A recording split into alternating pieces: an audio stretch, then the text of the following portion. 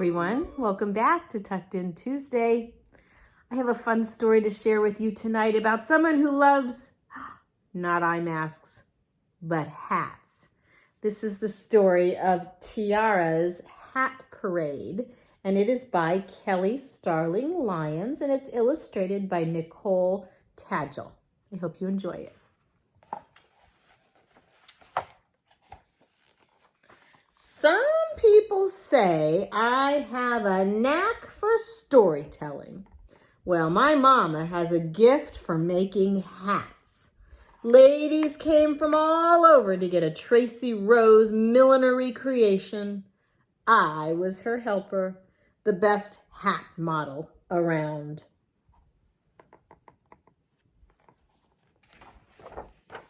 Hold your head high, Tiara, Mama would say, as she slid her sunny day special on my head. Tangerine with gold feathers fanning out, I felt like a bird showing off its colors. Now strut, that's right, baby, show them how it's done.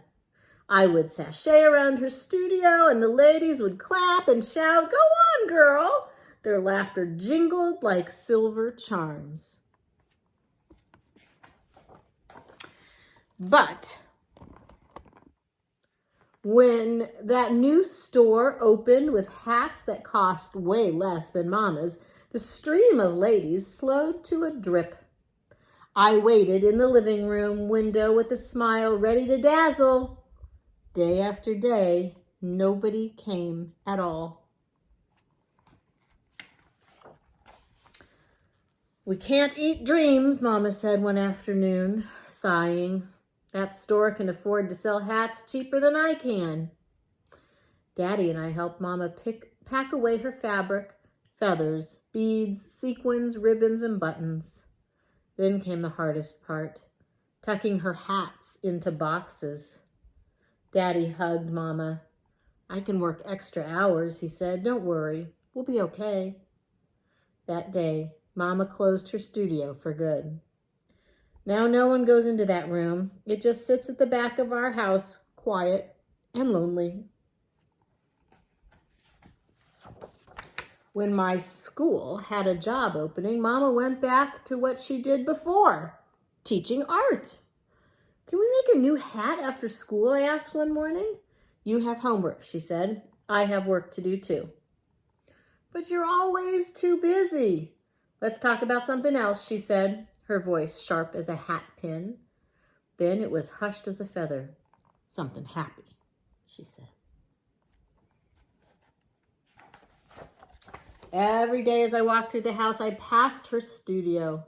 One Saturday when she was out and Daddy wasn't looking, I gently opened the door. It groaned softly like someone slowly waking up from a nap, and I was in. I saw Mama's hat stands, silent as soldiers, standing guard.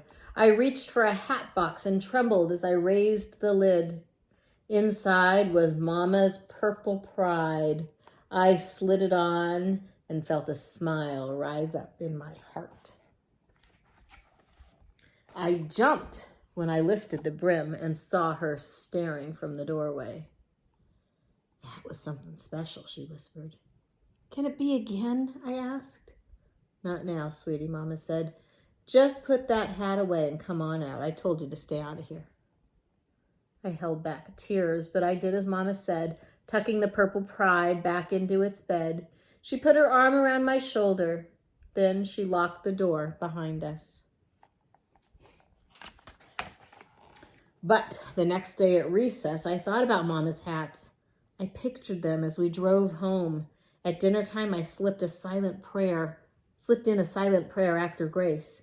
"Amen, and please help Mama make hats again," I said. On Fun Friday at school, Mama let us choose our art project. My hands shot up. "Hats!" I said. She cut her eyes at me. "Please, Mrs. Rose," everyone sang. Her frown turned to a smile. Okay, hats it is." We made hats with tall crowns and big brims, plain ones and fancy ones. Mama swept across the room like a magician, helping us add decorations with waves of her hand. My friend Maddie put her hat on and frowned. "It's just not right," she said, huffing. Mama cocked the hat to the side and held up a mirror. "How about now?" she said. "Tea party time," Maddie said. Her giggle reminded me of laughter spilling out of Mama's studio. I sat up straight and smiled. I knew what to do. I told Daddy my plan. "That's a real good idea, baby girl," he said, smiling. We checked with the principal. Daddy got the addresses, and I got busy.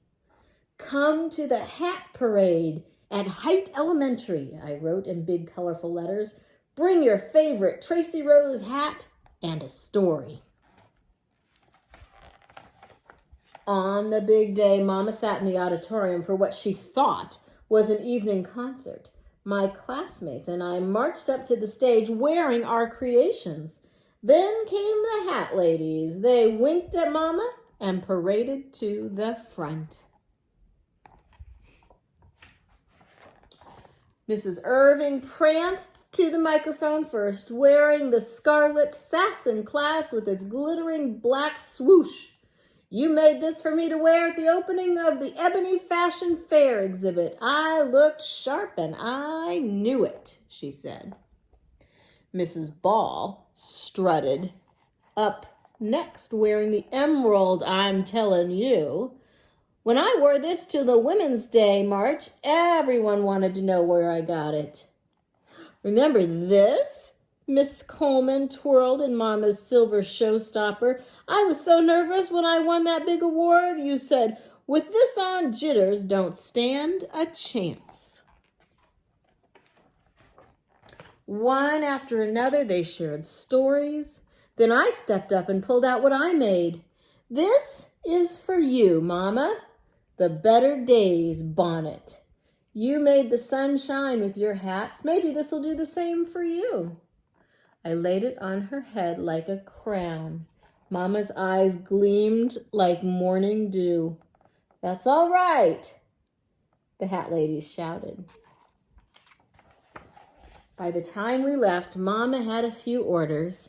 I could already picture her back in her studio. Funny thing was, I didn't just see me modeling hats anymore. I saw me making them too. Mama touched her hat and smiled. "You got me good," she said, her laughter like jingling charms.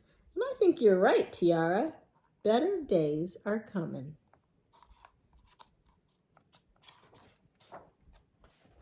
And that is the end of the story.